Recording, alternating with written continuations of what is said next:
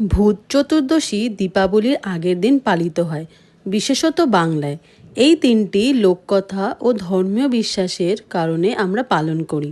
জনপ্রিয় কিংবদন্তি অনুযায়ী এই রাতে জীবিত ও মৃতের জগতের মধ্যে থাকা পর্দা পাতলা হয়ে যায়, ফলে আত্মা, পূর্বপুরুষ এবং ভূতেরা মানব জগতে আগমন করে। পূর্বপুরুষদের সম্মান জানাতে এবং অশুভ আত্মা দূর করতে মানুষ 14টি প্রদীপ জ্বালায় এবং 14 প্রকারের শাক রান্না করে, যাকে বলা হয় 14 শাক। আমিও এখানে 14টা প্রদীপ আর সলতে রেডি করে যাচ্ছি ঘরের বিভিন্ন জায়গায় রাখতে।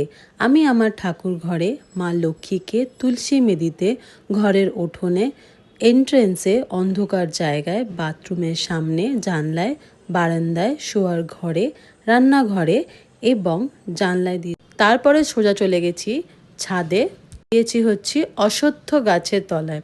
আমার পরিবারের পক্ষ থেকে সবাইকে জানাই হ্যাপি দিওয়ালি আর কালী পূজার অনেক অনেক শুভেচ্ছা।